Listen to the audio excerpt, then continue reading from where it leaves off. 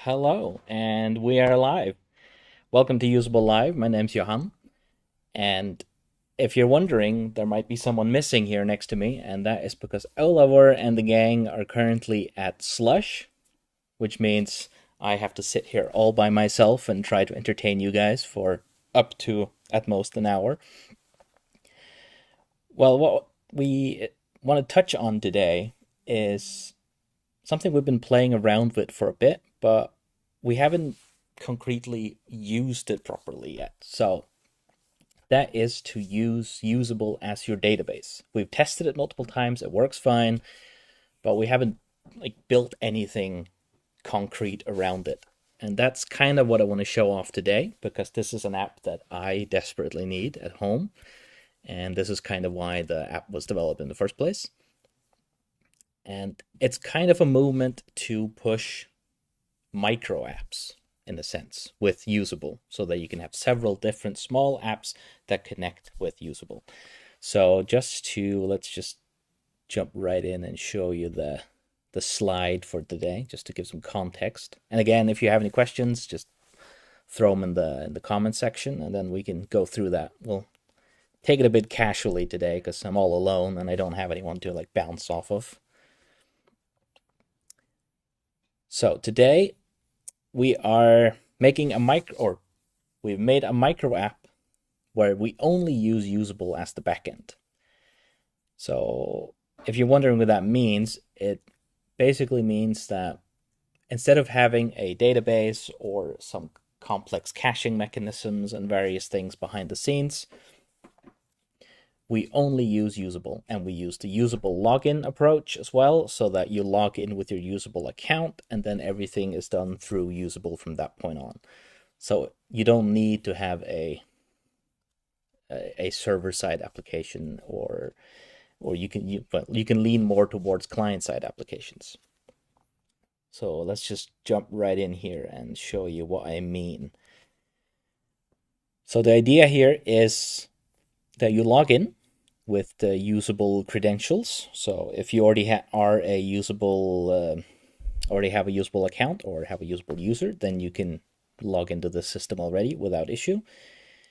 And the second part is that in order to use this app that we've called Taskable, which is a cute little to-do list app that connects directly to Usable, is that you provide where you would like to store the information. So kind of think of it as the database. So where would you like to store the Taskable related items? And more specifically, what fragment type would you like to store it in? And from that point on, he just starts sending, reading, updating, creating details within that fragment type. So if you're completely confused, that's fine, because we will be looking at it live as well. So we'll just hope it works fine, because it is very much a prototype, and we'll be fine-tuning it as time goes along. So for now, I have opened the Usable, the Clarity case study workspace that I've been working on for several times now. And as you can see, I created a brand new one just to have a clean slate, which is called Clarity Family 2. So if we open that one, you can see there's nothing interesting in here besides what's already default information. And this is the workspace that I would like to use with the Taskable application. And on your left here, you can see that I've very much focused on making it an app instead of a website. So this will be it will be a website that you can install onto your phone. And this is the login screen. I've already logged in, so I'll just close this window.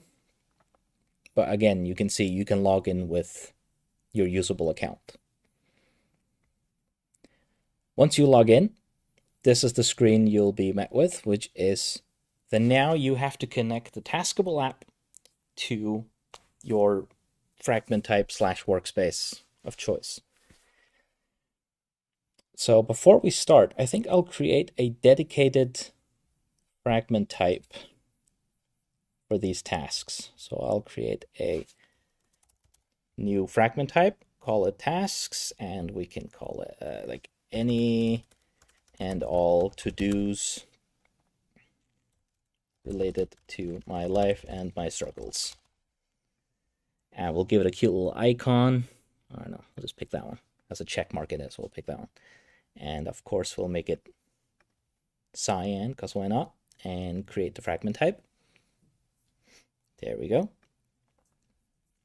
And there it is. We've done this 100 times. If you've seen our other videos, you already know what this means. But yeah, we just created a dedicated space where we can store all this data in. So from the web app, we will pick the workspace that we're interested in. So I'll just quickly refresh the page because I created that while this window was open. And there it is. You can see the Clarity Family 2.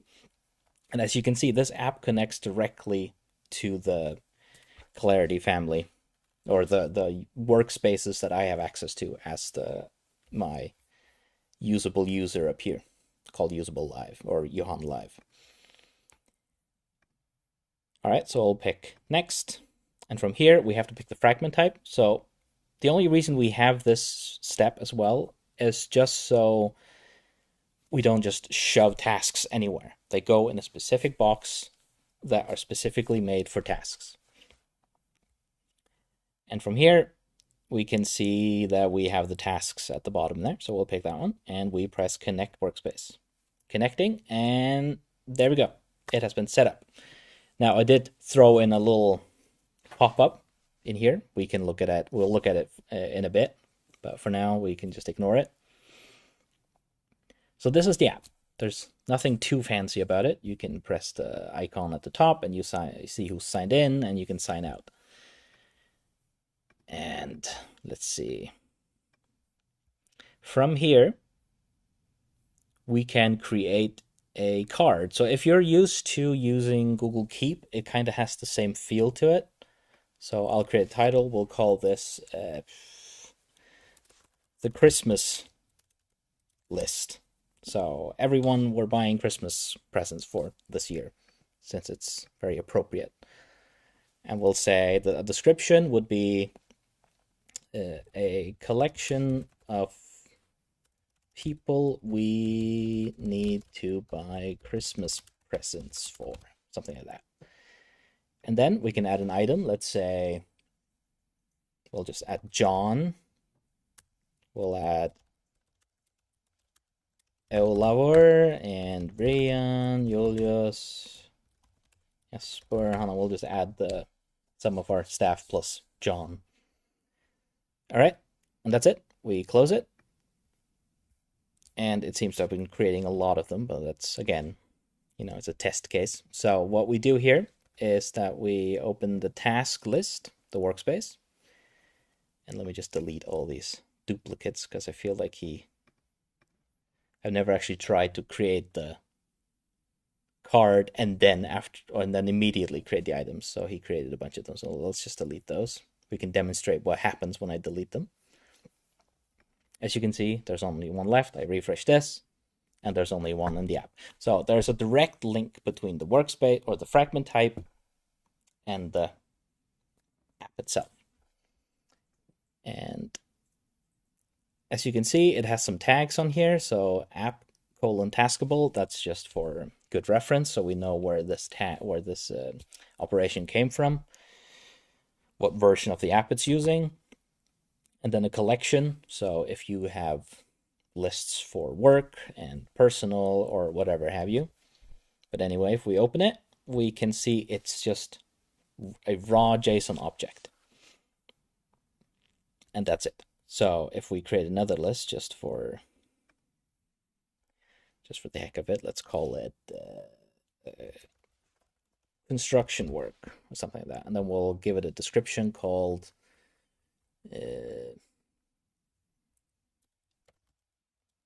building my mother's garage or carport. All right, we'll close it just to see if he pops up, not a million times, because again, this is a very rough draft. And there you go, construction work.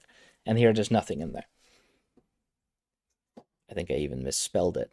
So again, this is just a great use case for demonstrating how it will actually update things. So there we go. Did he update it? That's the question. He did. There you go. So you can see it's just a direct link where we can create, update, and read directly from the workspace.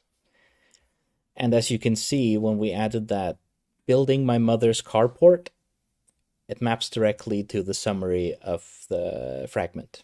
And the reason we have this, I will cover in a tiny bit, because that's kind of the secret sauce of why you wouldn't just use a database compared to using usable. Right, so let's just, for the sake of it, say by material, and we'll have to measure out steel. I'll measure out room, dimensions, argue with mom, lose argument with mom, build carport. Something like that, right? And if we go back into construction work, we can see it pops up directly in there. Beautiful. And now let us try and tick some boxes here. So we'll say we bought L over his, I don't know, I'm not sure what we got L over, but we got him something. And if we go back to the Christmas list, we should see L over is here, and it is checked true. Now you might see it has some other elements like links and attachments and subtasks. These are all things that I wish were better handled in Google Keep. So I thought, this is a brand new app. Why not just add it? Because it's faster for us since we're starting from scratch.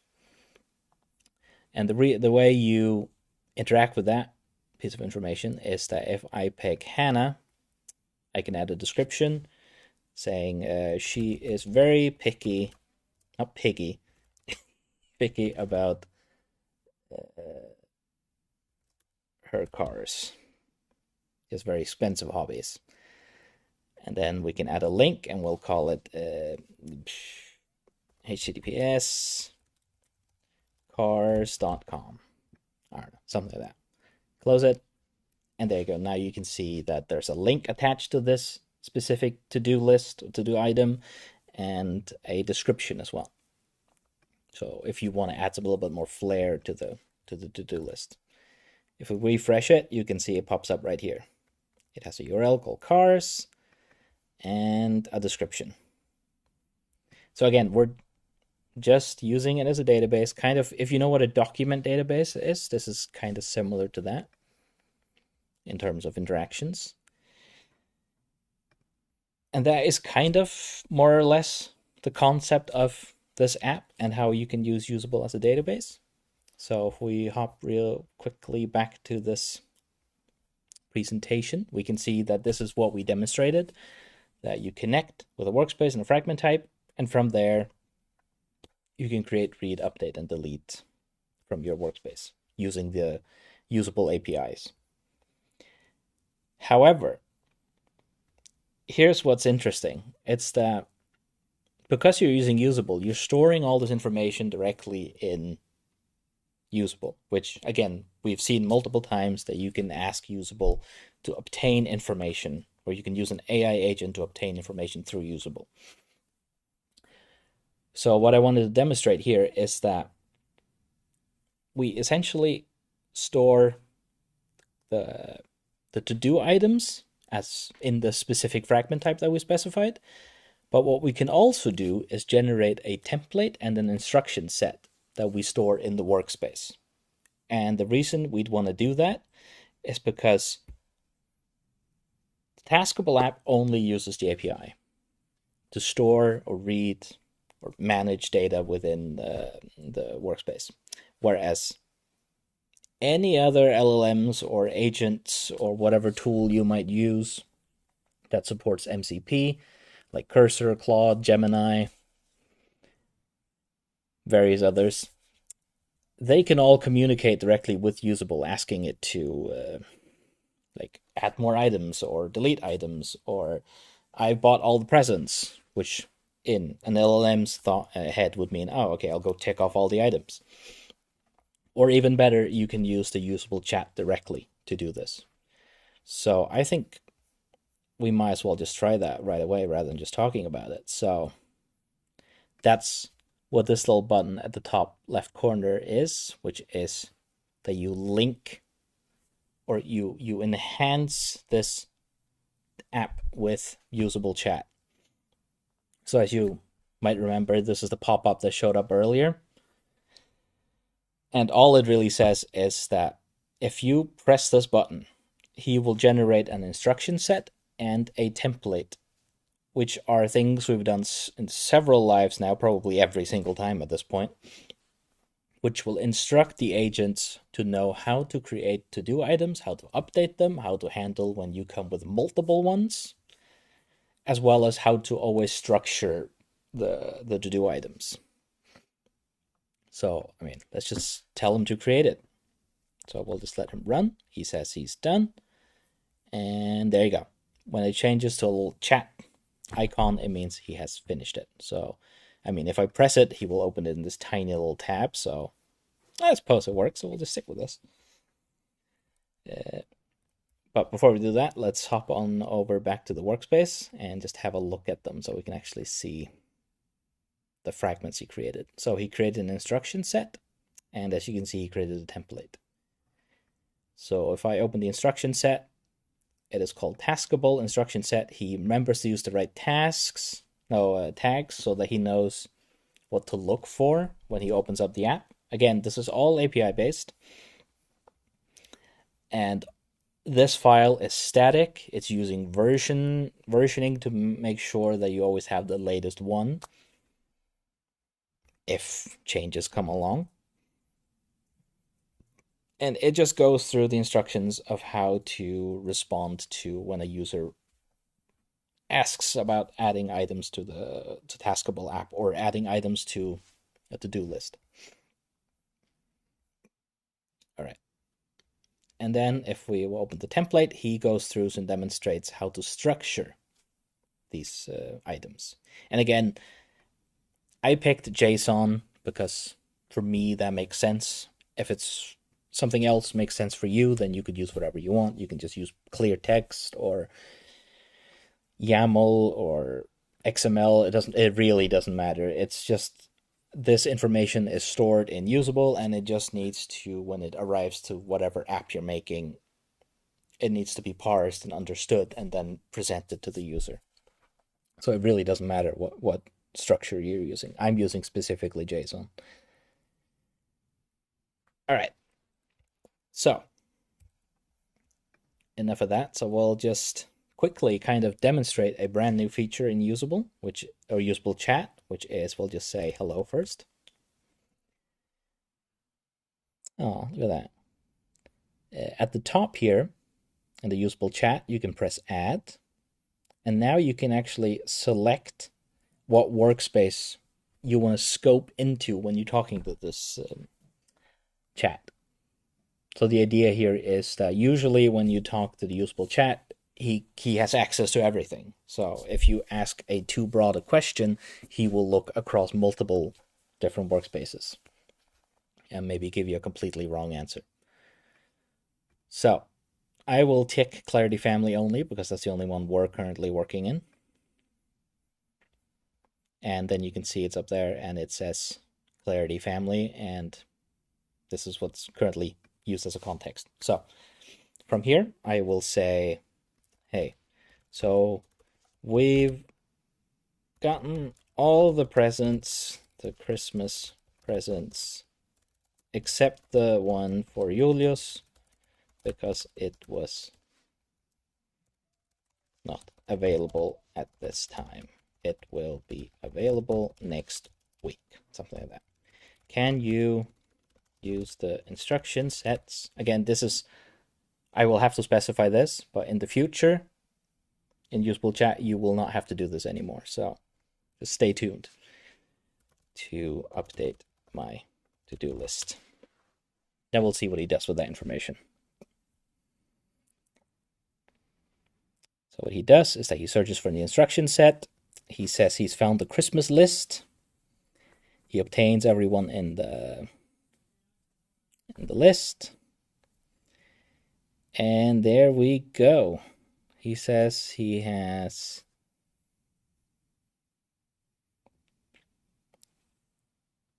You can mark it as complete. All right, let's hop on over to the Taskable one, refresh it, and see what it says.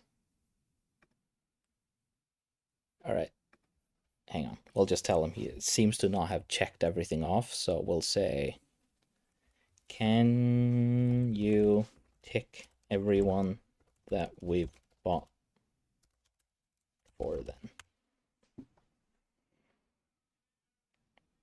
Then we'll see what he does, because I've never actually tried this, so this is kind of fun to see what he does. All right, he says he has ticked everyone except Julius because his gift has not arrived yet, but it will be available even setting the date November 26th. All right, if we go back here, refresh, and there you go. He has ticked everything off the list and even specified a description for Julius so that we have some context as to why we haven't ticked him off. And again, this Taskable app could easily have, you can add dates, deadlines, whatever you tend to have in these tasks apps. And I mean, just that alone, you can kind of tell how powerful it is that you can sit here and, because you can sit here, or you can have your app open, tick off some boxes, because generally when you're on the go, you don't really want to, all right, hang on, let me just write my AI for a bit and then wait for him to respond. You kind of just want to have a list that you can tick off a bunch of items because you know the context that you're currently in. But then again, sometimes you run into issues where, now I have to go in and update all my items. So why not just use usable chat in that instance? So another thing we could do here is, hey, so I have a new project. Can you create a to-do list for it? Consider the instruction sets just to make sure. It is a list about, what should we say? Painting my bathroom. We need several materials, which means we need several materials. Figure out what materials are needed, and then buy the, let's say a dot there. So, and then buy the materials, followed by actually painting the bathroom, and finally make sure that it is up to code. Something like that, right? Let's see what he does with that information. So he says he's creating a to-do list. Let me fix the tag issue. Let's see. He's found the Taskable instruction set. Again, I tried this very briefly, so let's see if he can blow our minds or not. All right. He claims to have created a new project card called Bathroom Project, Painting Project. He's added descriptions to every item. And let's see if it popped up in the Taskable app. So we'll refresh. And there it is, Bathroom Painting Project. And he added descriptions, what to tick off. That is just magic. I love how he might have done it because the way I wrote it, but he did create them in the exact order that I wanted in as well. That is so nice. So again, because this is a one-to-one link where we use the API to just do the quick and dirty like solutions where you have to just click a bunch of buttons and maybe write some descriptions yourself if you know exactly what you need to do at that specific point. But then you would use the usable chat when you have to make something more, a bigger adjustment, or even better, you could say, what items or what do I need to fill out currently to have finished all of my tasks?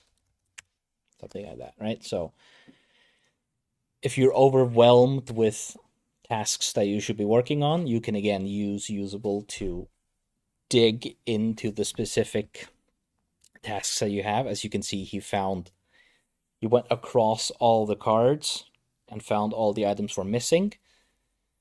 And from here, you could easily communicate with usable to figure out what is top priority, because I'm super stressed. I can't think straight. I need someone to like take this off my hands and just tell me what to do. This is where you could use this as well. So you would just tell him, help me. And he will tell you across the cards, you should focus on these two items on card number 1, these two items on card number 2. You need to wait for Julius's birthday gift anyway, so don't bother thinking about that one. And so building these micro apps automatically just gives you an amazing support helper within usable chat, or if you're using Cursor or whatever it is that you prefer to use.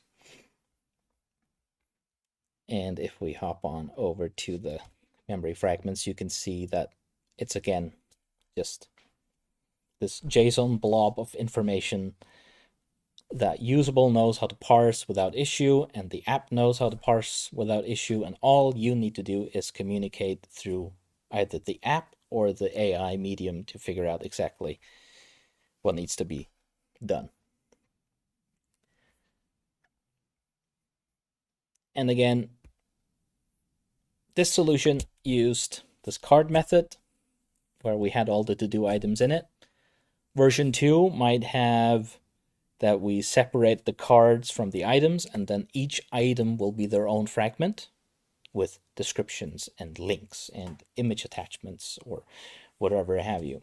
And then they will link to the card using tags.